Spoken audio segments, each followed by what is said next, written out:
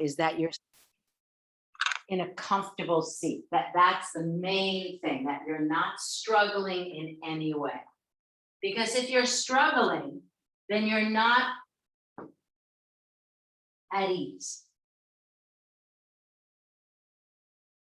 So do what you need to. You have many ways, and you all know how to do them, to adjust the shoulder blades flat on the back. You can take the arms out to the side with the palms turned up. You can fold the palms into Namaskar Mudra, and then replace the palms on the roots of the thighs with the arms not held in too close. Because when you take the arms in too close to the side walls of the chest, the throat narrows, as do the eyes. So take the arms, let the upper arms hang, like sense that there's velvet and the fabric of velvet smooth toward the elbow. Move the trapezius down. Those of you who need to, for your neck, take your hands behind the occiput, spread the skin, and lengthen the cervical spine away from the trapezius. And then feel settled. See if you can connect to the base of the pose, not just to observe the foundation of the pose, but to literally ground and anchor your being. And then simply attune to here and now. The eyes are open, that's fine.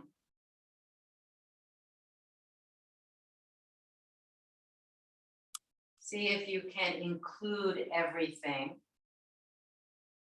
in your experience.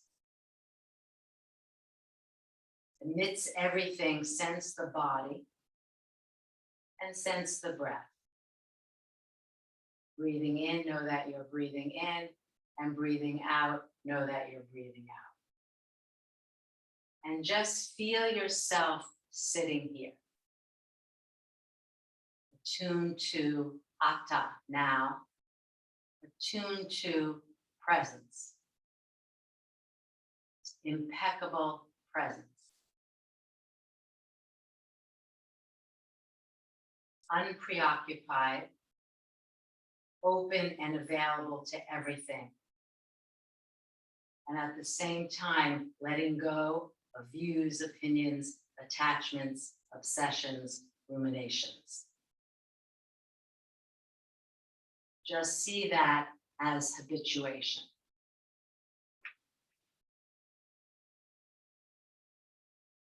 And as you let go of habituation, let something else emerge.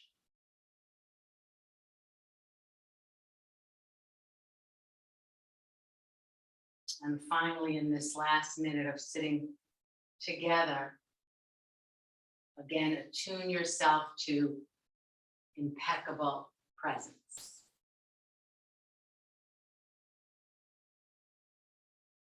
And now silently, you can repeat the Bodhisattva, Dalai Lama's vow, or the vow, personal vow that perhaps you've made.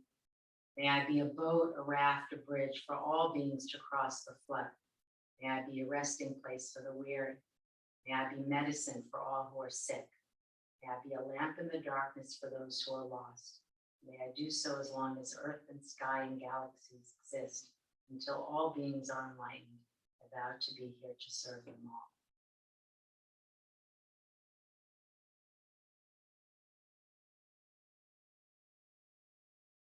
Just take a moment now to observe if your mind has arrived with your body. Generally takes some time to begin that process of involution. And it may not even be together now. It might take another pose and another pose after that. So we can really appreciate that the involution of mind and body is a process. And then when you're ready, if your eyes are closed, you can open them. So we're going to start, those of you who have been with me the past week or so, we've been doing Viparitakrami at the wall. So just to alter that, you're going to do a horizontal Supta Baddha Konasana. You can use one bolster. Many of you will need some height underneath your neck. So you all know this Supta Baddha Konasana with a horizontal support, okay? So you're lying over the bolster with your shoulder blades on the bolster, not the vertical support. The vertical support is generally done more often. It's certainly more restful for the organic body. Take head support if you need it. So Supta Baddha Konasana, supine, soles of the feet. Okay, so let's see who's here. Hi, Lana. Donna's here. Julie's here. Julia, Elaine, Yokiko, Lindsay. All right, Supta Baddha Konasana. Baddha meaning bound. I'm not showing because I always feel it's a very good lesson for me to just say the Sanskrit and see what happens. And then if I need to or someone needs to, good. Julia, that's perfect. So remember, set up in situation so your arms are between, they kind of relax into that pit between the frontal edge of the bolster and the blanket, and then you have it perfectly. So I want the chin not to be lifted. It's not to say that's terrible, but that causes some flexion in the neck. I really want your forehead and chin to be on the same plane. Yes, and the belt is optional. You don't always have to do it with the belt on. Okay. Catherine, this should be fine for you.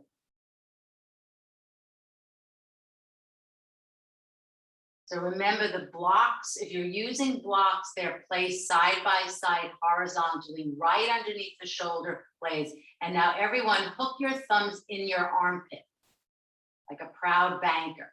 So you can feel, have your fingers on your pectoral muscles and spread that skin.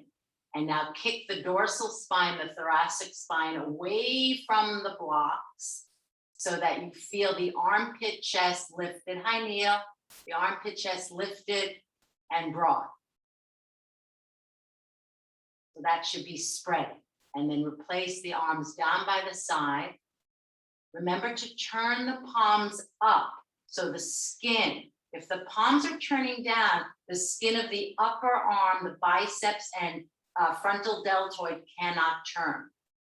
That's good. These look really good. Really good. And then just relax. Feel the inhalation touching the side walls of the chest. And on the exhalation, feel the elongation of the abdomen, of the sides of the navel.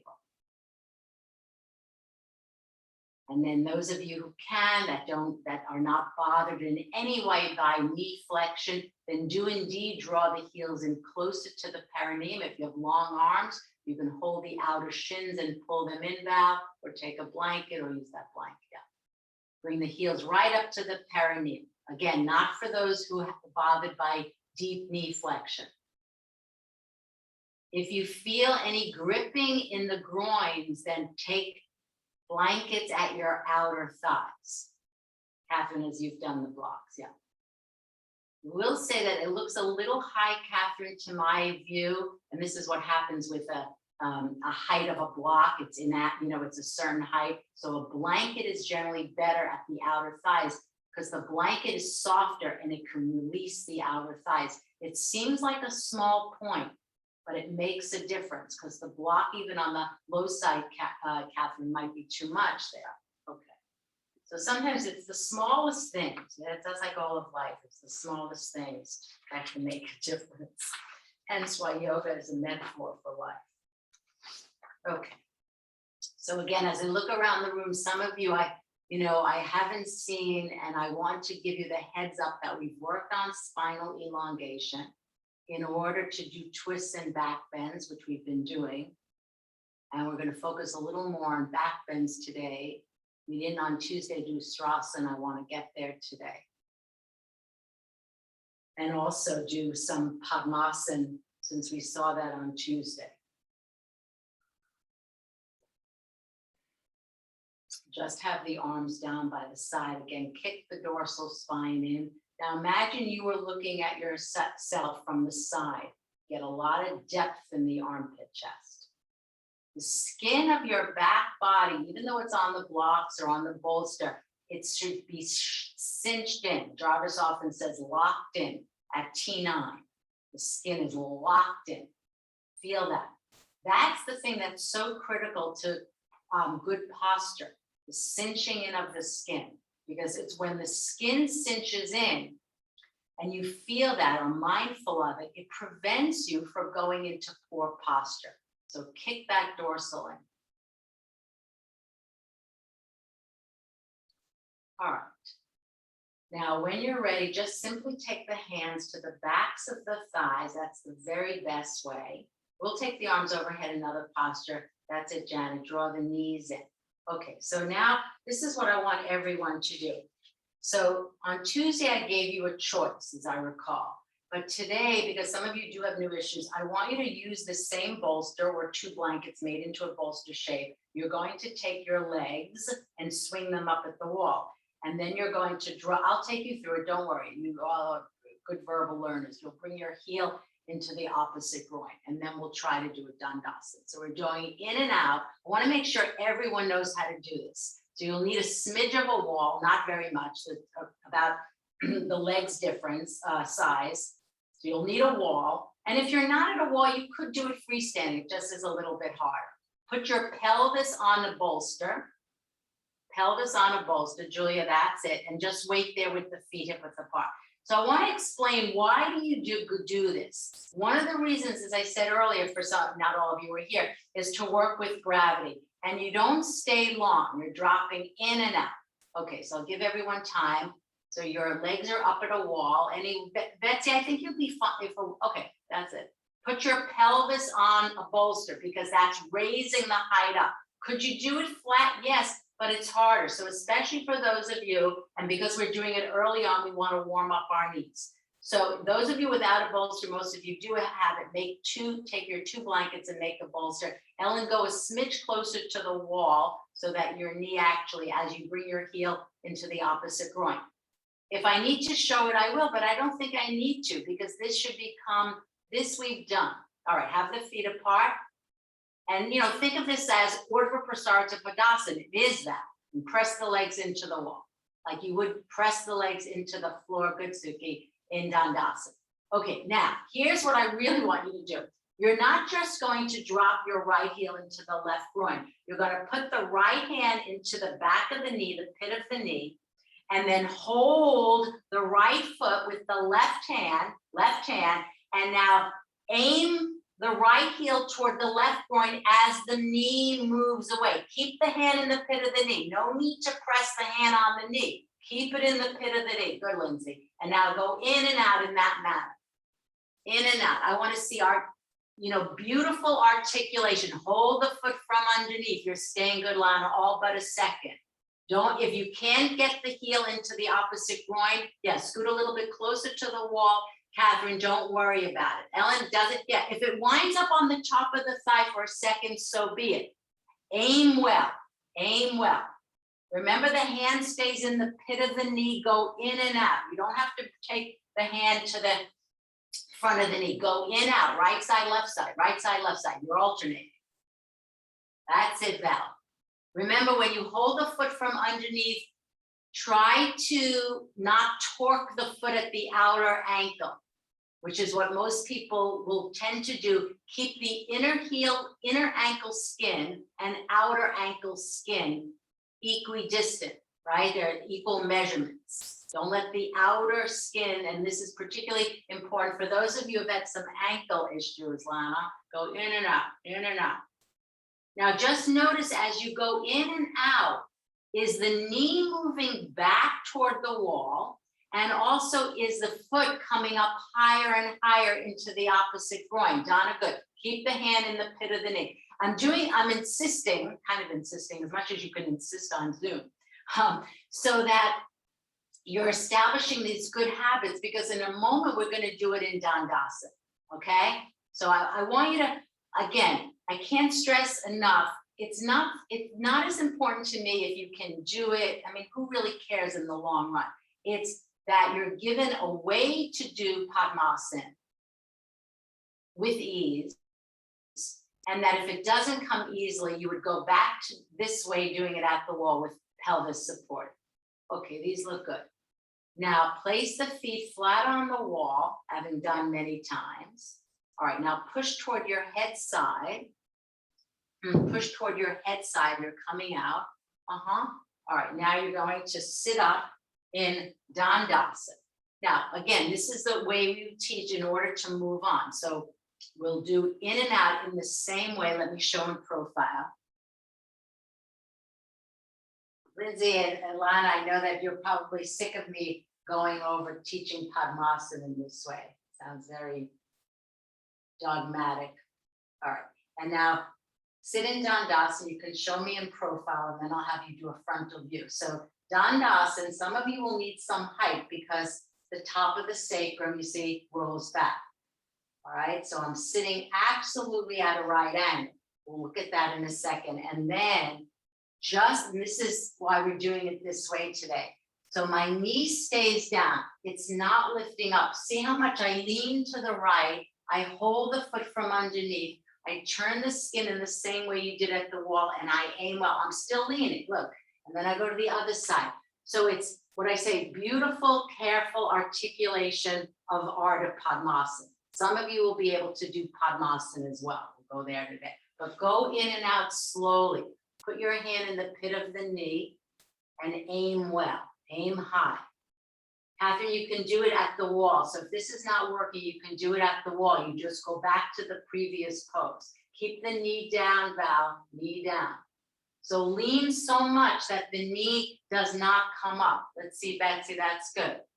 The two sides might be different. Go in and out, in and out. You're not staying long. You're not keeping that knee in that flex pattern, right? Now, if it bothers your knee in any way, you can just hold the foot. You see, like I'm doing, hold the foot from underneath and just stay leaning into the side. So Catherine, if you didn't want to go to the wall, this might be another way, or drop the foot to the floor and just stay there, okay? Now, in and out in that manner. Do a bunch of times with movement. And the beautiful thing about this is that you're lubricating the hips. Catherine, you can do it at the wall, which is always the best option. Good, Al. Okay, now we're going to try the next one because we're adding something to the sequence today, Ardha Rakshasana. So those of you who can, and clearly you know if you can do this based on the evidence that you just saw. So here I'm bringing the heel, right heel into the left groin, and then I do the same thing. Only now, some of you will be able to come into Padmasana. Others do simply Ardha Padmasana, or maybe you can do Padmasana on one side and then the left side you'll come into Ardha Padmasana. So go in and out, aim to come into the full pose. If that's not possible, just do Ardha Padmasana.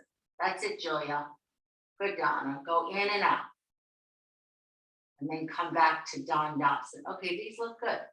Now, for some of you, what I was going to point out, that sometimes we do a very loose Padmasana known as Kamalasana. It's a very loose Padmasana where the thighs are not running parallel. That's another possibility as I'm moving along. And then for those of you who are still working on doing Ardha Padmasana and Padmasana, so this is what you could do. If you didn't, especially if you want a quick way to do it, you start in Urdhva Prasarita and then do exactly what I said earlier at the wall. And this is a wonderful lubrication for your outer hips as well. You know, Padmasana is all about the hips, not so much about the knees. Okay, now everybody give a good stretch out of the knee flexion into Dandasana. Into Dandasana. Okay, and now take the arms up. Feet can be together or apart. Alert your shoulder blades. Cervical moving away from trapezius. And now Parshva Dandasana to the right. Parshva. Take your left hand to your outer right knee. Ventilate the left side. Good, Julia. Ventilate the left side of your body. And I would say for everyone, take your right hand to the left side of your body and turn so that your chest is parallel to the wall that you're facing. That's it, Julia. Okay, now take the arms up. Partial Dandasana is interesting. It's a twist that we don't often teach, and it's a wonderful twist. So you're getting out of the knee flexion and getting to turn. That's it, Ellen. Use your left hand to ventilate the right side of your rib cage. Bring the chest more around. Okay, try it again. That's really good, Lindsay. All right, bring it, go even further. Use your exhalation as we do in Bharadvajasana, especially on the chair. Take the arms up to get the length in the side ribs. Now, sharp exhalation, turn. Have the memory of your hand turning. Ventilate the good. That's really good, Val. Ventilate the left side. But I mean ventilate, like aerate out. Aerate it. This whole part, aerate it out. Raise the arms up and now turn to the left. Ventilate the right side of your body. Kick that dorsal in, everyone. Chin up. So I feel, Betsy, I thought I saw you lift the chin up, lift up, lift the chin up, look up. That will help. That has a direct correlation. As you saw, those of you who did Supta Baddha Konasana without head support, kick the dorsal in. When you kick the dorsal spine in. Okay, now come back. All right, now we're sitting in Virasana. So just appreciate you stretched out your legs in Dandasana from having done the knee flexion in Padmasana. Now we're going back to the knee flexion. So Virasana, everyone, you all know Virasana. We probably do it every time. All right, so those of you who need the block, that's fine. Catherine, you can sit in the chair. Virasana. I don't need to show this. Show me from the profile. Take time with the feet, everyone. Separate the thighs so the diaphragm can spread. Virasana, we're preparing the feet down the road for Urdhva. If your inner knees are rolling in, Val, those of you who are not taking pelvis support, make sure you're a truth teller. I don't want the inner knees colliding inward. You know, it's a rare bird that can sit on their pelvis, you know, because most of you will need at least the block, low side or medium height. If your legs start to splay, take the blanket. Take the belt, sorry. Point the toes straight back. So good, that's good, Lubna. Sit between your heels. Look, everybody, glance back at your feet. Catherine, sit in Virasana on the chair, the way we've gone over in the chair. Yeah, all right. So you're here, you're sitting in Virasana, working on your feet pointing straight back. But I want you, imagine, look, if your inner knees are turning down to the floor, I'm begging you to put a block a little bit higher. All right, because that's not a great action for the knees. All right, now stretch the arms up as we did in Dandasana, and now turn. Good, Catherine, you got it. Now turn to the right in the same manner. That's it. Turn, turn, turn. Parshva Virasana. Janet, watch, because now you're slightly leaning back the right shoulders. That's it. Just turn on your axes like your planet Earth. Raise the arms up, reach up, just like what we did in Dandasana, and now sharp exhalation, turn. Sharp exhalation, Parshva. Julia, watch, because your chest is coming slightly forward, Julie. Not Julie, I'm sorry, Julie. Keep that left arm. Julia, you're fine. It's Julie, yeah. Okay, now one more time, Lana, that's good. One more time, Parshva Virasana, another variation of Virasana that we don't often do. To the right, good, Ellen, turn. Come on, bring, Ellen, I gotta be able to see all the writing in your shirt, right? Bring that in, the inward part around. All right, and then change side. Reach up. Use the arms. You remember when you twist, we explored that last week when we did revolve triangle. Use your arms to turn more than you think. That's it, Donna. Turn, turn, turn, turn. All right, now stretch out your legs. All right, now Catherine, you will do Bharadvajasana in the chair where we're doing Bharadvajasana from the floor. Okay, so you would just sit in the chair and turn, right? All right, now Bharadvajasana, one in the chair. Everybody else, and we did this Tuesday. So we're doing this again because this was challenging, but we're doing it today to get to a different pose that we didn't do on Tuesday called Ardha Rakshasana. So have a blanket nearby, and you're going to swing your legs to the left, having the The left foot will be virasana, which you were just in. The left top of the foot is in the right arch, all right? And then if you're lopsided, likely that you need a blanket support. You'll be the, you'll decide how much height so your hips are balanced. I want everyone to know the leg position for Bharadvajasana. Catherine, you're sitting sideways in the chair now in this manner. So chair Bharadvajasana, this is for anyone who has, if this bothers your knees, you'll need to sit in the chair sideways and you'll do chair Bharadvajasana in that manner. These are poses I really want you to know, you don't need me to demonstrate, okay? All right, swing those, have the legs to the left.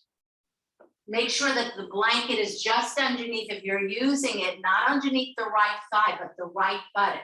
Because if it's under the right thigh, let me explain why. If it's too much under your thigh, it will cause your left thigh to lift, right? So it's just under the right buttock. Now, in the same manner that we did Virasana and Parsvadandasana, Parsvavirasana, and Parsvadandasana, all right, reach up through your arms, but keep the roots of the thighs pressing down to get length in your side ribs. Now, remember, those of you who were here on Tuesday, we had done it with the arms out to the side, and we also did it with the arms bent. But there's many different ways to come into pose. Now, in the same manner that we did Parsvadandasana, Parsvavirasana, turn. Bharadvajasana, one to the right. Reach the arms up and turn. Use your arms to turn. Keep that left armpit aligned with the left hip. Now find out, everyone, in turning, this is what you have to find out. Are you letting your left thigh lift up toward the ceiling? If you need to, place your left hand on the root of your left thigh, ground it down, and now turn some more. Ventilate the left side of your rib cage. All right, now take the arms up. All right, so I just want to go over something because not all of you are here. Catherine, that's good. So yes, it's possible to take the arms out and wholeheartedly turn as we did on Tuesday, or to do this, and we did this to feel the shoulder blades. So we're doing it again to the right side. So for those of you who weren't here on Tuesday and you want to experience the arms out to the side or the elbows bent, do so. Others of you can stay with the way we've been doing it, consistent with Virasana and Dandasana. Raise the arms up, sharp exhalation, and use your arms to turn. Come on, ventilate the left side of the rib cage. Lubna, that was good because when you turned, it's true. You want to lift up that left thigh, but then you grounded it down. Okay, these look good. All right, come back to center. All right, now swing the legs to the other side. It's easy. To the right. You may not need a blanket, although some you have to be. See the pose new. It's like you've never been, you don't know if you need the blanket underneath the left thigh yet. Maybe yesterday you did, but today is different. Separate the thighs. So you go back to Dandasana, that's the very best way. And now the top of the right foot, this is the Virasana leg, is in the arch of the left. Separate the thighs and then only support the left buttock if you need it. There's a quiz later. All right, raise the arms up, reach up, reach up. Now here's the thing. So I pointed out to an obstacle on the path. The obstacle was lifting the right thigh up. So be mindful. Now imagine a third hand on the root of the right thigh. That's what you have to imagine. You know the obstacles and now turn. One side will be more challenging than the other. Kick the dorsal in. Now employ that same thing I said earlier in Virasana, part of Virasana. Chin up, look up so that you're kicking the dorsal spine in. Good, Lana. Julie, you're still slightly forward. So think of your trunk like planet Earth and it's turning on its axis. You don't go forward, you don't go back. You have to stay in your same space. You're just turning. Okay, let's repeat. Again, those of you who aren't here to experience arms out or elbows bent, please do. The main thing I want you to get from this is that you have many, many different ways to come into a pose. Again, obstacle, grounding the root of the thigh down, use the arm sharp exhalation. And then if I gave you this question of which side is harder for you to turn, which side you don't feel as much ventilation, you would know. Is it the right? Is it the left? Okay, now come back to center, Dandasana. Having made that determination of right, left side, which is if for harder, repeat, and then I'll know you'll get the leg placement as well. Okay, so you're either doing the right or the left. You're doing the side that was harder for you to turn. So if it was the right, guess what? You have to swing the legs to the left. If it was the left, you have to swing the legs to the right. So we're doing a third time. Separate the thighs a little bit more, Ellen. So you're doing the same Bharadvajasana 1, the harder side to turn, giving you all an opportunity. Okay, turn. You're either turning to the right or turning to the left. Turn. Ground the left thigh if you're turning to the right, good, Lindsay. And then ground the right thigh if you're turning to the left. That's beautiful, Yukiko. Really nice ventilation of your waist. Okay, and now stretch out your legs. All right, so we're going to take this is a pose. We're doing not the full pose, but half of it. And we've worked on it a little bit, but not certainly as much as other poses. So just watch. So this pose actually, there's different ways to come into it. So having just done Bharadvajasana, and I think for you, Catherine, because this is going to be tricky for you, you're going to come into, just do the Supta 1 on your back and Supta 2 now. So you can stay with this. So this is the position of Bharadvajasana 1. Now watch. So Bharadvajasana 2, coming back to the Padmasana that we worked on, is the heel, right heel is in its own groin. All right. Now, I know for some people that's very tricky, in which we then decentralize, but watch what we're going to do. So from Bharadvajasana to leg position, I'm going to come into a pose called Ardha Bharakshasana. So it's kind of, so let me just show from the side. So here's Bharadvajasana 2, we just did Bharadvajasana 1, then I lift myself up. So this left leg, the foot is in Virasana, but this is kneeling. And then because the right side of my pubic bone is dropping, I'm putting a smidge of height, I've taught this before, in order to lift the pubic bone up, okay? All right, so let's try Ardha Bharakshasana from Bharadvajasana 2. So let's do it this way, start in Dandasana, everyone. Don, I'm glad to see you're taking notes. Stretch out your legs. All right, stretch out your legs. All right, now, so this is, so far, if you think about it, what we've done is everything has built on something else. So now simply put your left leg into Virasana, lean to the right, make it beautifully lyrical. So this looks like what pose? Triangle Mukha Kapad. Now lean to your right, do exactly what I asked, put your right hand in the pit of the knee, stay present, tune yourself to present, hold the foot from underneath, and guess what? You're in Bharadvajasana 2. If it bothers anyone's knees, then decentralize. And then you can still perhaps do Ardha Bharakshasana. Now, watch, from Bharadvajasana 2, I use my core strength. I draw my abdomen back. I have a blanket ready because I know I need it. You may have to figure that out if you haven't done the pose. And then I'm coming up and I'm employing a smidge of blanket underneath the right knee so that my pubic bone does not drop. And now everybody, Milano, be careful. So remember I gave you that instruction, chisel the tailbone in Paryantasana, which we'll do, chisel the tailbone. So this is what happens. You see this? How I'm overarching. My buttocks are behind my chest. Chisel, make a fist, place it at your tailbone. So that's good. The arms can come up, Betsy, in that manner. That will help. The other way of doing this, Lindsay, remember when I taught it at the wall, if you face anterior trunk facing the wall and climb up the wall. If you need blocks for balance, Val, that's too much height. The way you're doing it, Lana, that's fine. Stay with it, Catherine. Okay, well done. Julia, beautiful. Come down. Your pose on fire today, Julia. Stretch out your legs. All right, good. So make it lyrical. We're not staying long. Okay, now those of you already know if the left side was harder for you to do in what we've done before, then you'll know it's challenging. Take the right leg into Virasana, wait there.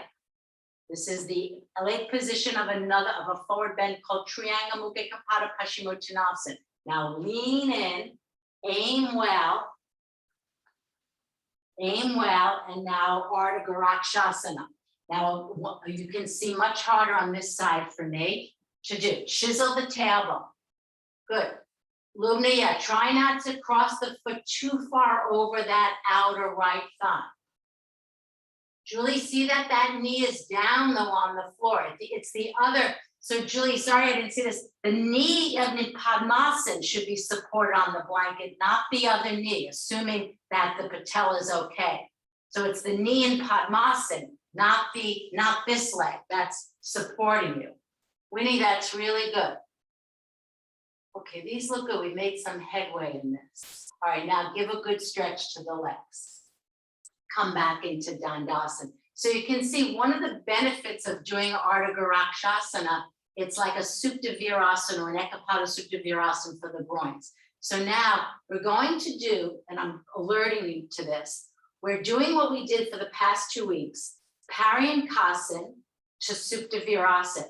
But remember we spent 20 minutes on all the leg positions. So I'm giving you an opportunity today to do any leg position of Paryankasana. You don't have to do the Virasana legs. Maybe your knees have had it, okay? So Paryankasana, you need the 2 blocks, unless you're doing the bolster way. And this is a really good way of me seeing if I taught you and if you remember it. Okay, so Paryankasana. Some of you, Catherine, you can do this. Just do it with straight legs, my friend. So now we're opening the chest, those of you in Virasana legs, which is the classic pose. The other thing is, Lana, those of you, I would like to see this. Lubna, you were here on Tuesday, many of you. You could try it in Padmasana, right? Because I gave you that leg position. Julia, maybe challenge yourself. Donna, do it in Padmasana. Betsy, maybe Padmasana. Ellen, take the belt because the legs, particularly the right, are going out to the side. Janet, good. All right, so remember, Paryankasana, if it's too high on that side, Catherine, put them on, but have it here, the medium or the high side. One is for the thoracic. They're not side by side. All right, so I suspect, Lubna, that's good because it's rare, most people, we rarely do it in Padmasana. Good, all right, good. All right, so this is exactly what I want to see because we worked on this Tuesday in Padmasana. We've done it in Paryankasana last week as well.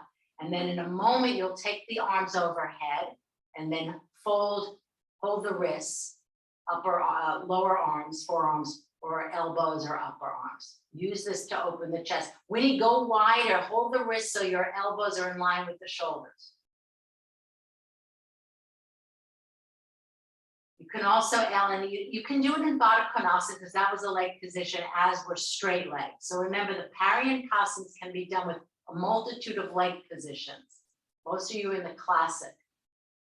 Kiko, good. I'm glad that some of you have challenged yourself to do the Padmasana position. Now it's fine to lift the pelvis up as you were just about to do and aim the hands closer to the floor. In fact, everyone can do that. If you're in Virasana, press the feet, lift the pelvis up, and sense that the hands, good Lubna, are coming to the floor. So it's a twofer. Winnie, that's better. Yeah. Okay, these are good. I'm really pleased with that. Lindsay, good. And again, those of you in Padmasana could also belt the thighs. That's a really good option. All right. Now, the people who are in, Catherine, this is good. And Catherine, eventually the blocks can go on the higher side. So you get more lift in the chest, but they have to be the 2 blocks have to be of the same height. Okay, they're either on the medium side or the high side. All right, now Paryankasana in Virasana legs come into Supta Virasana from here. Hold the sides of the, Janet, I should have seen this before. I think I've seen this before where the heels are too close in. They need to be a little beyond. Okay, you know what I mean. All right, now Lana. Take it, just see if you can hit flat, Lana. See if you can go flat. Just test the waters. If you can, it's fine, but you might as well try it. You might as well try it. And now here's the question. Lubna, those of you in Padmasana, come up, hold the sides of the mat, and then go back to Matsyasana. Lindsay, the same thing. Go back to Matsyasana. You might need a trunk support. You go to Padmasana, change the sides, you might as well change the cross. All right. So now you're in Supta Virasana. If you can go flat, Lindsay, take it, otherwise trunk support. So this, I didn't teach this. Well, I want to go over this again because I'm seeing a lot going on here. You're either in Matsyasana or Supta Virasana, or you're staying in the leg position that you were in. Be it straight leg, good, Catherine. So Winnie, go back into the Karanakasana that you were in. Good, Donna. That's it, Elaine. Good. So many of you, I see many of you are going flat. That's it, good. So bolsters nearby, put it on your roots of the thighs. Now take the arms overhead and elongate your armpits, your inner arms, your side walls of the waist. Sense that I'm standing in front of you with my hands on the roots of the thighs pressing down. So these are good. And you can, yeah, Lindsay, in Matsyasana. Yeah, I'm glad that you didn't. So if you don't need trunk support, that's excellent. Versus knee support. Okay. And now when you're ready, guys, so the Padmasana people have changed the cross. I know it's technically, you didn't do it in the previous one, but you did it in the Matsyasana. Okay, so Supta Virasana people, place the hands in the arches of the feet, lead with your chest and up you come. All right, now you'll enjoy this. We're taking Adho Mukha Svanasana, dog pose from Utkatasana at the top of the mat. So your groins have been prepared, but the knees need to be taken out of flexion, and we'll get that in Adho Mukha Svanasana, downward facing dog. So you can show me in profile, would be very good. All right. Stand with the feet either together or apart at the very top. So Betsy, we're going to do Utkatasana first. Utkatasana, fierce pose. Standing tall, raise your arms up, reach up. All right, now make your feet long and broad. In order to get the best articulation of the feet, lift the toes up, reach up. Now, bending at your hips. Move the shins back so the heels don't lift off the floor and take Utkatasana, fierce pose. Elaine, fierce pose. Keep the trunk more upright, Lindsay, if you can. Just a minute, yes. I'm behind you with a blanket. Line of tailbone, buttock flush to the knees. It's really good. Armpits long, good, Donna. Armpits long. Exhale, bend forward. And now jump or jump back or step back, but observe which leg you're stepping back. Take enough distance between your hands. Elaine, you can do Utkatasana a few more times so that your spine can elongate. Watch the outer edges of the feet. Don't let the inner heels collide. Outer thighs back. So the groins have been prepared, the shoulder blades, these look good. No angle, good Lubna, between your upper arm and your chest. Elaine, you can do that whole sequence with the jumping as well. Turn the skin of the inner upper arms. That's good, Elaine. Lift the heels up, lift up, and then a few times like that, Elaine, and then jump up. That's it. Okay. All right, now walk your feet toward your hands, everyone. Walk your feet toward your hands. Okay, inhale, up you come. All right, those of you who step back will take the other leg back. Okay, Utkatasana again. Raise the arms up, shins back, heels down, shins back, trunk perpendicular. Not exactly perpendicular, but more perpendicular. Good. Abdomen back, Donna, a little more. Julie, abdomen back a little bit more. Now exhale, Uttanasana, good, Elaine. Jump back or step back with the other leg. Elaine, you can do Ekapada. You can do modified warrior 3 with the hands on the blocks when we do Ekapada. Okay, now look at your frontal hip bones, everyone. Bring the feet together. Observe when the feet are together. It takes a little more abdominal power so that you're not listening to right or left. All right, now keep the symmetry in the pelvis. Lift the root of the right side. Lift straight up. Straight up, lift straight up. Pelvis is balanced, side to side. Don't lean into the left. Don't let the arms bend. No knees, no elbows. Descend the right. Pause there. And now ascend left. Elaine, that's it. Ascend left from the root. Extend to the heel. Try not to let that left leg bend. So you can keep the foot slightly flexed so that the inner left knee is lifting up toward the ceiling, and extend strongly, everyone, from your inner knee to your inner heel. Okay, now come down and rest. Catherine, if we're doing Ekapada Bekhasan, if it bothers your knee, just simply do this. Do the one that we do, this way. Where the knee, in this case, my left knee is aligned with the right. Okay, everyone else go prone. So this is, again, to get to the frontal groins. So go prone on your belly. Place your left forearm in front of you, about 4 inches, not too far away, because it will prevent, if you go too far away, it'll prevent you from lifting your chest. Keep your left elbow aligned with the shoulder, unless you have a shoulder injury. Good, Elaine. Now make the feet press into the floor strongly. Virasana feet. Virasana feet. Virasana feet. Turn the inner thighs to the outer thighs. Okay, now from here, bend your right leg, but in bending the right leg, don't let the right thigh splay out. All right, now take your right hand, thumb and index finger on the top of the inside of the foot, and now quickly turn your right hand, lift the right elbow up toward the ceiling so that the fingers are now pointing in the direction of your head. Ellen, take your left forearm further, closer to your collarbones, press the left forearm down, open all 5 fingers of that left hand, because the circumference will make you lift the chest up. Good, Val. Now watch, Val, and everybody. The right armpit chest is staying back. Can you roll your right armpit chest forward? Roll the armpit chest forward. Betsy, it looks like the left forearm, I'll be picky, can be a little further out. So it's a little bit too close into your chest. Walk the left toward the wall. Okay, change sides. If anyone can do Bekhasan, Lindsay, you can do Bekhasan. You don't have to do Ekapada all the time, but I'm just teaching it today.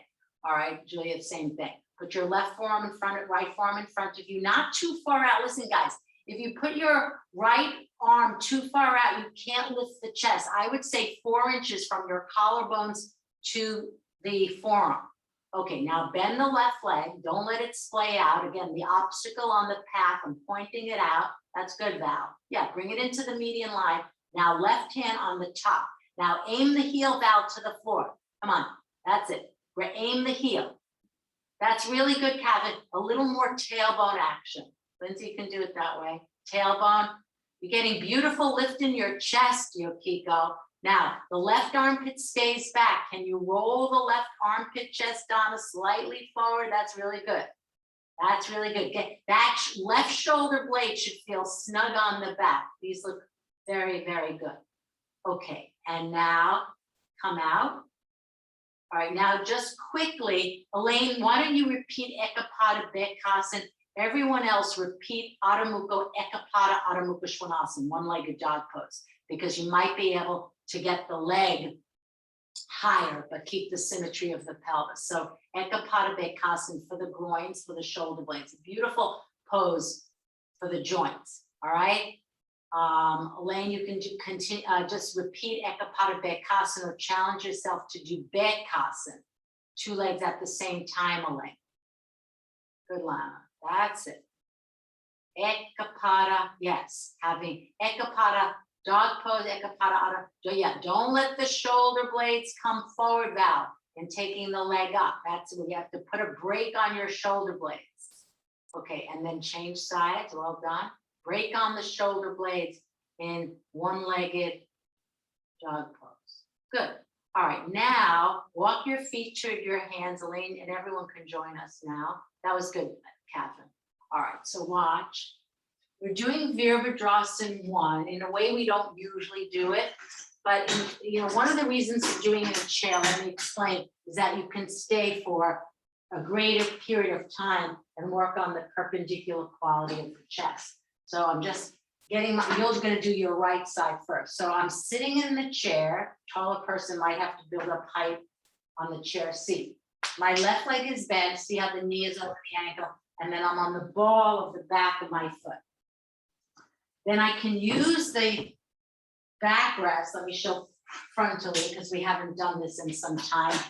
Virabhadrasana 1. So we worked on this last week. So as you all know, when your right leg is in front, the left side stays back. I'm bringing that right side of my pelvis forward so that reaching inward is facing straight on. And then we're going to take the arms out, turn the palms up, and come up. All right, Catherine, you might need a little more chair, blanket on the, so remember your leg is on your back of the right thigh is on the chair. If you don't have a yoga chair, you just sit sideways. Okay, so I'll give you time, good Julia. See that, adjust the front leg first, or it doesn't have to be first. The back leg, you're on the ball of the foot. Now, use your hand, guys do this. Use your left hand on the back of the left thigh. Turn it inside out. You see what I'm doing? I'm using my left hand on the back of my thigh. And I want you to bring the left hip around. That's it. See, now look at your right foot and see that the foot is directly underneath the ankle. That's it. Now have your hands on the backrest and make your chest perpendicular. See, this advantage of using the chairs, you're using the backrest, right? Now the elbows are bent, and appreciate the elbows bent to bring the shoulder blades. These look really good, Winnie, good. Pronate the palms, do it this way. Put your hands on the backrest, get the elbows in. Remember the cinching in of the skin that I taught. Cinch the skin in now. Appreciate the chair, because if we were doing it freestanding, it would not be easeful. Now, straighten the back leg, because many of you are now letting it bend. Turn the back thigh from the inside out. These look good. All right, now take the arms out to the side. Turn the palms up. Find those shoulder blades. Get the skin at T9 to lock in, to cinch in. That's it. And now reach up, and then find out in reaching up, did you let the trapezius lift up? Move the trapezius down, the cervical spine up, and now look up. Look up from your armpits, from the armpit chest. Keep lifting through the inner back leg. And now take the hands to the backrest. Well done. And change sides. So I want you to appreciate, you can really cultivate a fine appreciation for the chair, because look how long you stayed. To stay a minute in Virabhadrasana 1 freestanding is challenging to articulate that form, that integrity. Okay, let's see it. Situate yourself. Let's adjust the back leg first. Yes, you use your hand, Julia, to turn that back thigh inside out. Beautiful, like Chaturanga Dandasana. Okay, get the chest, yes, Wendy. Pronate the palms at the backrest. That looks really nice. See how when you, it's a small thing, but it's everything. When your hands are on the backrest, use that to cinch in the skin, right? You know what I mean, Winnie, beautiful. Cinch in that skin, right at the shoulder blade, slightly below, lock it in, fix it, lock it in. Now maintain, take the arms out, turn the palms up, and then reach up. And now see if you can bring the hands together. Urdhva Namaskar. Look up, good Janet, from the eyes of the chest. Look up. Julie, see if you can, the chest is slightly forward now. So get your chest, remember it's all about those groins. And then Val, keep the back leg straight, back leg straight, back leg straight. I know that's hard to do. Okay, and now out you come. All right, now we're doing Virabhadrasana 3. Some of you enjoyed this. We did it a week. Donna, I think you had said, or Val had said, Virabhadrasana 3 with the chair. So you're going to, you're going to take, this is the backrest of the chair. So now you're going to come into, I'm just showing my left side. So now I'm freestanding into Virabhadrasana 1, which you just did with chair. Then you're going to reach out. And then remember, you're in this transition. And then remember to have the chair, not as I have it, so it can slide on the floor. And then you're going to soar into Virabhadrasana 3. All right, spinal elongation. Starting, so situate your chair so the back brace is facing you. That's it, Winnie. Step back. Step back with your left leg, so your right leg is in front. So it's the same pose that you did on the chair, Virabhadrasana 1. All right, well, yeah, come in, so now have the chest upright, go, start in Virabhadrasana 1. Okay, now bending at your right leg, keep the back heel on the floor, good Yokiko, raise the arms up. Touch it. Okay, now bring the chest toward the thigh, but resist relaxing onto your thigh. So you feel the abdomen ascending. Now reach forward for the sides of the chair. Now shift the weight onto the right foot. Move the chair. Donna, I would have flipped the chair so that you're facing the other way. I think it would be more comfortable. The backrest of the chair is facing as I had it the other way. Because otherwise your body now is not parallel. Donna, you see how the chest is too low? Remember the metrics. Lindsay, now the chest is too high. Can you see the shape of it? It's not right. Yeah, so this is a little, yeah. Julia, I want the body to be parallel. Elaine, go higher, go higher. I'm looking for remember the metrics of Warrior 3 is such that the body is parallel. Donna, that's better. Shift the weight, Catherine, when you're ready. Julie, you're sinking down. Boy, I'm glad we're doing this. It's interesting how you could, so this is the thing, when you're doing it freestanding, you come out of it too quickly for the teacher to see the shape of the pose. So I want you to look at yourself on the screen. I'm looking at you as well. I want the body, so I'm going to show this. Okay, let's abandon that for a moment. All right, I changed my mind. This is what we're doing. Because we worked on this last week or the week before. No, last week. All right, Elaine, as you have already done this, but watch. All right, we take the blocks on the high side. All right, I'm standing on my right leg. I'm looking at myself in the screen. I've got to make my body parallel. So if I took the blocks too low, this is not parallel. So it's not this. I need to make my body parallel and trunk parallel to the floor and my leg at least at 90 degrees. And both legs are straight. Both arms are straight. Okay, so let's do it with blocks and then we'll go back to the left side. All right, look at yourself in the screen. It's a really good idea. All right, take the blocks right in front of the feet, raise the arms up. Blocks on the high side for most people, I would say. Bend forward. Turn the arms from the inside. Janet, step in a little bit closer so the blocks are right. Your feet are right behind your bricks. Julie, step in a lot more. Julie, step in a lot more. So remember, yeah, your chest, and Julie, have the blocks on the high side. Okay, now lift like you did in one-legged dog. Lindsay, that's good. Lift the root of the left thigh up. Make your left leg parallel to the floor. Good, Donna. Chest parallel to the floor. Turn the arms from the inside out. Armpit, chest long. Move I'll say it in different ways. That's beautiful, Betsy. Collarbones forward, heel back. Heel back, good, Lubna.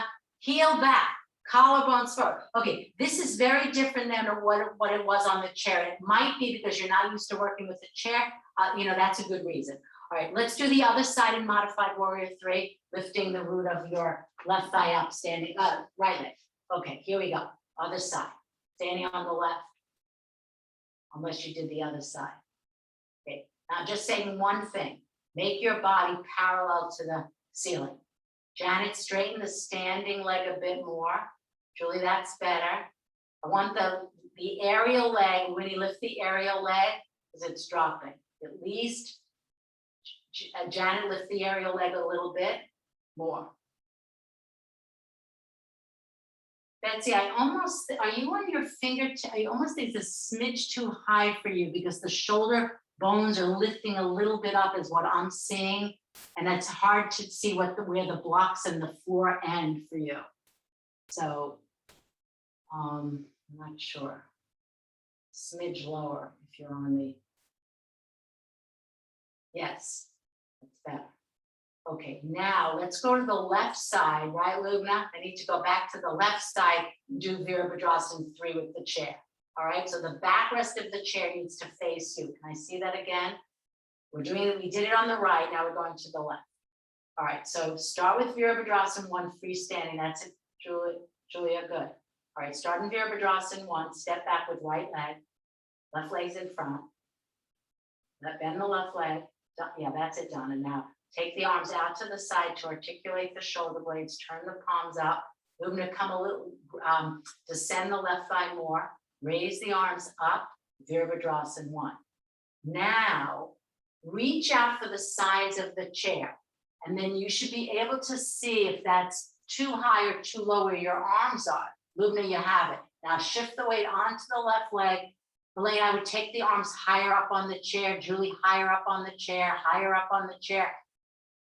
Now, Catherine, go shift onto the left leg. Shift, remember, you're doing warrior 3. You have to shift onto the left leg, Catherine, you're making it, now you're going into warrior 3, but the chair can't move. You have to move the chair, Catherine, so it's not hinged in by this, flip it around so it can move out. No, the other way. Okay, Donna, the arms are a little bit low and it's causing your abdomen to dip low. Catherine, just see that the chair has to be able to move so that, don't block it in by the chest of drawers. It just needs to be freestanding. I don't know how else to explain it. Okay, and now come out when you're ready. All right, now let's do this. Let's go straight away because we have the chair. I want you to do what we worked on Tuesday, a chair back bend. And you don't have to do it at the wall. So I'll show it at the wall because most of you are likely to do it at the wall. All right, so if you need the wall, you're going back into your chair back. And if you don't have a yoga chair, just sit on the side of the chair. Okay? Viparita Dandasana in the chair. That's it, Janet. Start with the legs bent. Lift your side walls of the chest up. Recline the chest back. Bring your hand to the joint of the chair, and you're going back. If you want to do it with the blanket, that's fine. But I also feel like, I want you to learn to do it different ways. So you're coming into this pose with the arms overhead. The shoulder blades, Lubna, belong to the seat of the chair. Viparita Dandasana. Yeah, now will work. Julie, it's a little bit low, but you'll have to do it. So Catherine, we're going back into the chair back then. I think you'll need some blanket height though. So in order to do that, Catherine, you'd have to do it from the side. You see this way. Yeah, or you can do it, sit in the chair the way I just showed this way. The chair back bend. Donna, that's good. Take the arms overhead, Julia, when you're ready. Chair back bend. Now that's good. Okay, these look good. And now you can appreciate this back bend having done the spinal elongation. Remember, those of you, if you get nauseous or dizzy, put your hands at the occiput, spread the skin. Remember, we talked about this for some time. It also can, that's it, Lubna, it'll prevent getting nauseous and dizzy. Okay, now to come out, bend the legs. Make sure you bend the legs, press the feet firmly down, hold the sides of the chair. Some of you have to scoot in a little bit toward wall, and now lead with your chest, up you come. Okay, now try this, come out of the chair because I want to get to Ustrasana. Have a bolster nearby. Everyone can do. And we're doing gate pose to the right, to the left, as an assisting pose for Ustrasana. All right, so gate pose, you can start just kneeling. So one of the things I want to work on as we, go further and further is I want to get everyone very familiar with the chair back bend, that chair back bend, Viparita Dandasana, because I really think it's helpful to do 1 or 2 per week, just to sort of maintain that thoracic spine and the opening of the groins. Now take your right leg out, toes can be up or down, turn the inner knee to the outer knee, raise the arms out to the side, find the shoulder blades, raise the arms up as we've done earlier. Now, when you're ready, you're going to side bend to the right.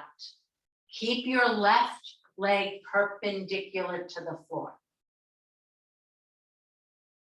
Donna, see if you can, watch the calf of the right leg and sense that my hand is underneath the right calf, lifting it up. All right, gate pose, Parigasana, side bend. This is an assisting pose for Ustrasana. Okay, now come up, kneel. All right, get the compactness at the hips. All right, do it this way. Bend your left leg. In this bend position, turn inner knee to outer knee. Now maintain that, extend your left leg out. Okay, now look at your right leg and don't let it, the outer right hip move out. Okay, keep this inner seam lifting from the inner knee to the inner thigh. All right, now raise the arms up. Do it this way. Now take the arms out, find the shoulder blades. Now come back to feeling this thigh. Keep it still. Don't let it move to the midline or outside. And now side bend. Parigasana for the right side. These look good. Donna, see if you can bring your right buttock, because I sense it's moving toward the yellow wall, move it forward toward me. I mean, the buttock of the straight leg will move back a little bit, but since I'm behind you and moving it like I have my hands this way, moving it forward. Good, Winnie. One of your many signature poses. And now inhale, up you come. All right, now take a bolster. Put it on. If you don't have a bolster, you can use 2 blankets. Be in Virasana feet, which we've worked on. Okay, and then just press your shins down, your feet down. All right, now watch. I'm going to take the arms up. This Gita has taught it. It's similar to how we started the classes in the twist. Then take the arms out to the side, and then at the same time, you're going to bring the hands to the bolster, a little high for me, and come into Ustrasana, where the legs are perpendicular to the floor as they were in Parigasana. All right, first be upright. Wait there. Now reach up to get length, side walls, inner arms. Now go out to the side, find those shoulder blades. Now I want the hands, as much of your hand on the bolster. If you need more height, you can add a blanket. That's it, Winnie. Now press the bolster or blankets or bolster blanket setup down. Use that to lift the side walls of the chest, and now look up. Remember the feeling of, remember I asked you to feel your chest, your armpit chest in Paryankasana, any leg position. That's how it should feel. Lubna, you might be able to go a little bit lower, and that's part of the exploration today. Having the right height underneath your hands. Now, some of you may not need the bolster. You might be able to do a second or third without the bolster. Now you can try Betsy without the bolster, Julia without the bolster, Donna without the bolster. All right, go back. Make sure you bring your hands, Lindsay, that's fine. It's a little bit high, Janet, because you're almost too perpendicular. So I want you to go to your next step, but don't push the abdomen forward, Donna. Remember, be aware here. Don't push the organic body forward in the back bend. Lift up strongly. Betsy, from inner knees to inner thighs. We're doing Ustrasana. And arch backward. Arch backward. Good, Donna. Arch backward. Go as low as you can get. I think that's better, Janet. And see that the fingers are pointing in the direction of the toes, not facing into the thighs, this way. So it's the fingers are going that way, right? Not this way. This way, in the direction of the toes. Okay, one more, third time's the charm. Go to the least amount of height. Some of you don't need the bolster. Why not? That's it, Julia, that's good. Chisel your tailbone in. Chisel. Donna, take the arms up, then go wide. Chisel the tailbone. Good, Val. Chisel the tailbone and then drop back. Drop back. That's a good way. Good, Catherine. Drop back. All right, now I'm going to give you an option here. This is not how it's commonly taught. This will be our last Ustrasana. Watch. So we're going back to the Virasana, and clearly for people with knee issues, it's not the best way to do it. So I'm going to actually pause here and just sit in Virasana. Watch carefully. And then I'm going to come into Ustrasana from Virasana, right? So I'm in Virasana now. And then this is not for everyone. It's basically, as you can see, for those of you who are able to get your hands to the feet, otherwise you can use the bolster. So watch. This is Virasana. I'm on a block on the low side. Now watch. I'm coming into Ustrasana from Virasana. How cool is that? Okay. Virasana to Ustrasana. Again, only for those who are able to bring your hands to your heels. All right. If you are almost there, then I would try it because it's interesting. When you're down to up, it's a different way of doing it. Now come up, Benson. Press the feet, hold the heels. Now come up. Without pushing the thighs forward, go Donna. Why? Make the movement come from the feet, Donna. Press the shins, press the feet. Now come up. It's a different way. Julia, let me see again. That's good, Janet. Virasana. Remember, Julia, it's a bad, so try not to do this. I want the hands to be on something. This is not helpful over time, guys. Watch. And then, you know, we do not do it. So to come back one arm and the other arm, it's hard on the shoulders. So I want you to take back the arms at the same time, or have the hands on the feet and then come up. So it's very, there's a symmetry to it. Okay, one more time. Good, Elaine. All right, one more time. Get the rhythm. And there is a rhythm from Virasana. Janet, now go drop back. Suki, you can do it from going back, but make sure your hands are on the support. Good, Julia. Okay, these are good. All right, now let's do this. Let's go supine, and just for the nervous system, touch one just at 90 and then go out to the side. Okay, Supta Chitta for the nervous system. So today, let me just say, before we do this, so here's what my intention was to teach spinal elongation, employing twists, eventually going back then. That was kind of the method. But what I wanted to do with this lesson, because people often don't practice back bends on their own, is to give you a way to come into an easeful way so that you're not tired by the time you get to the back bend. So I want you to just spend a moment supine now, going from Supta 1, 90 degrees to out to the side, Supta 2. Assessing if you would be able to duplicate something like this on your own. And then also to assess, are you tired? And hopefully you didn't want, you know, through this sequence of back bending, you didn't want to stimulate your adrenal glands, because that's not good. You know, you should just, I want you to assess how your brain now. Does it feel like on its, if it's overactive, we might have reined in the sequence a bit. Because what prevents people from practicing back bends is, I think, the effect on their nervous system. And then go out to the side, take the left arm out, reach out.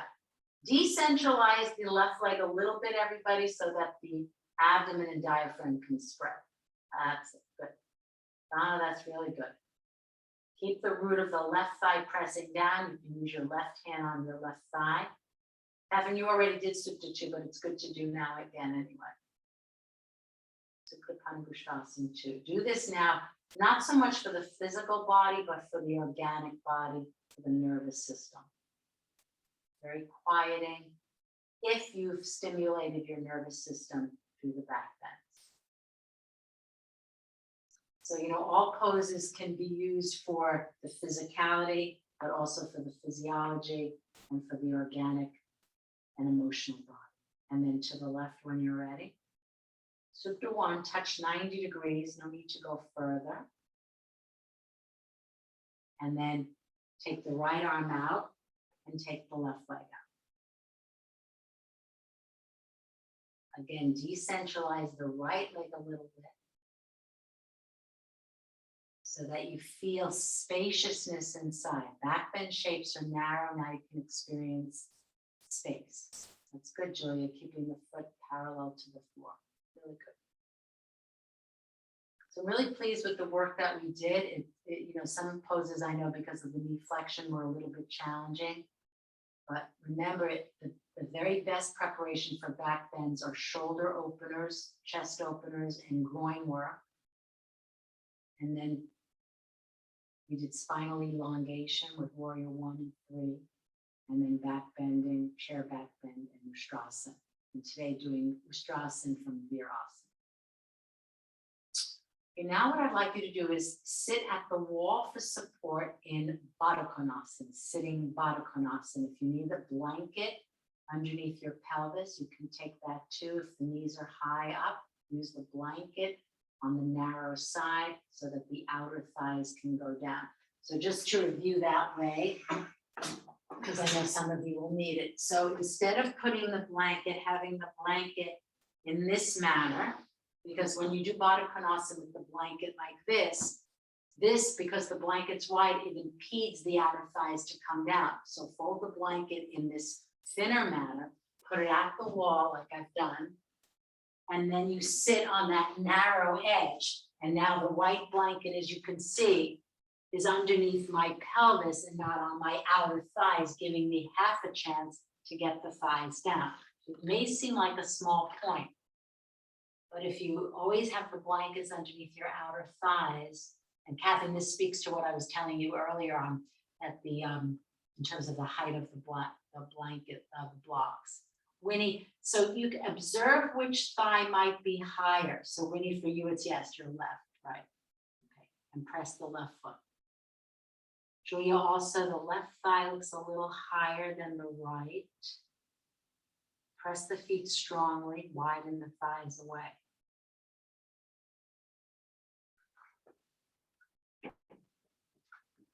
Patricia had once told us when back in, in class that when she was with BKS Iyengar in the later years doing back bends, he often gave sitting Baddha Konasana at the end of back bends. Sitting up tall, you can take the hands to the outer hips and so it's a very symmetrical pose, right?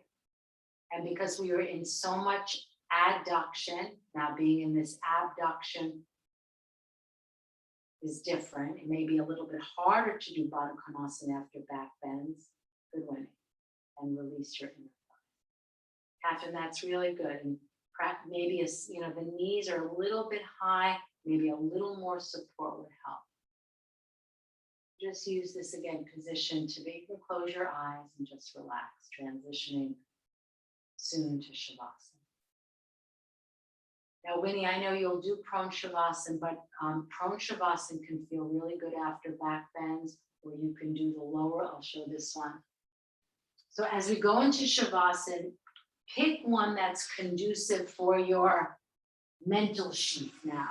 So for some of you, that will be prone, lying on your belly. Now for your physical body, for some of you might want this way. So the lower leg's on the seat of the chair. I'm going to place the bolster at the root of the thigh on the tall side. And look, see, I'm pronating my palms and using the hands in the bolster to press my thighs back. And I want to elongate right here. So that could feel good for some of you after the back, on a more physical level, after back bends.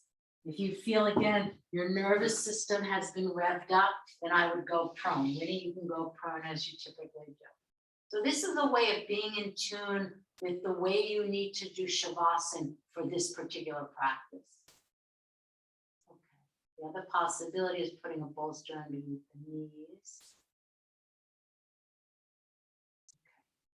So now we're coming into Shavasana, be it on your belly, be it prone or supine with the lower legs on the seat of the chair. Good, Catherine, that's it. So again, we spoke a little bit about how involution is a process, how it takes time. And the same for Shavasana. The first minute is just settling in, settling back. Employ every method you know, be it dimming up the lights, emptying your bladder, putting an eye pillow on your eyes so that you can deeply relax.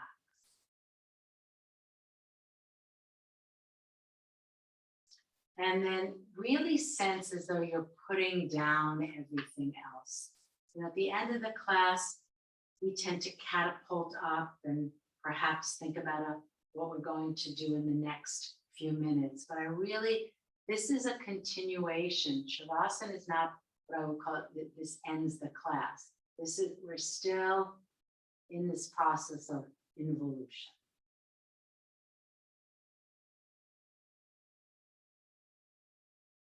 So during COVID, earlier on at the very beginning of COVID, I had used that metaphor of putting down a boulder. And allow yourself to put everything else aside so that you can be here now.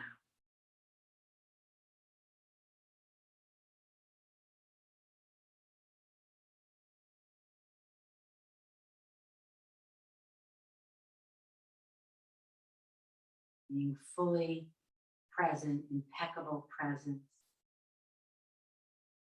not reserving any attentiveness and energy for anything other than presence. Be available to yourself. Resting with ease, with the felt sense of the body. The whole body now lying down. The whole body breathing in and breathing out.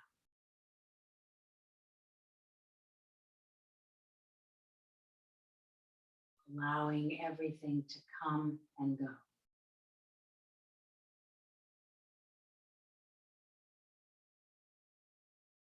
See if you can cultivate a welcoming environment within, not pushing anything away, not holding on, relaxing any grasping.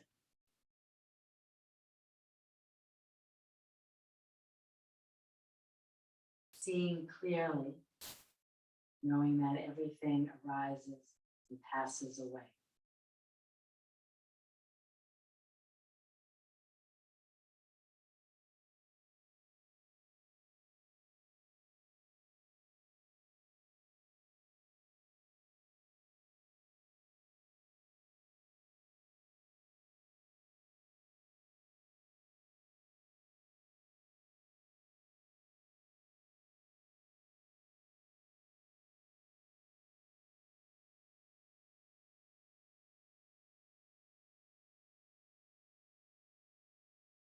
Body resting, the body breathing.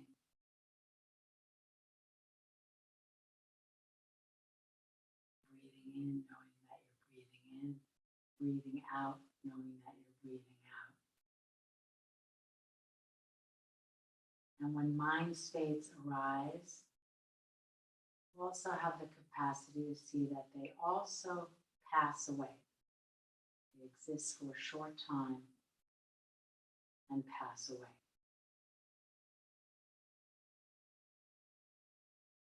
Mind states that come and go, not a problem.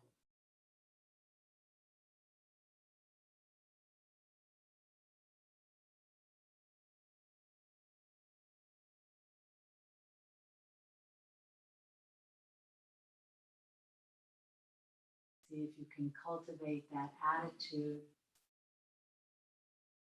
that you have the capacity, or the knowing awareness that you have the capacity to be with whatever arises. And that way you cultivate resilience.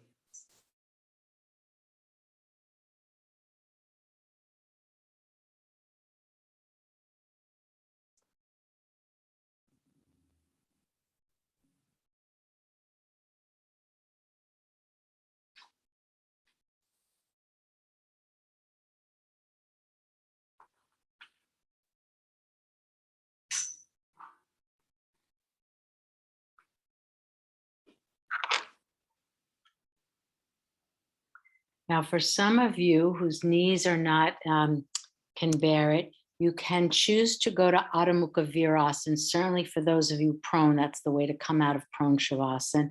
But it's nice to conclude with a forward bend, having done Shavasana. So you can go into child's pose. You have the option of supporting your trunk, certainly, what I call anterior support trunk. And then I will unmute everyone and we can talk. So that's it, Julia. So the chest, the knees are a bit separated. Try that. Many of you have enjoyed that. Fully supported, that's it, Betsy, with your trunk fully supported, can feel really nice after back bends and the arms out to the side. And if you choose not to do child's pose, then you can just be upright.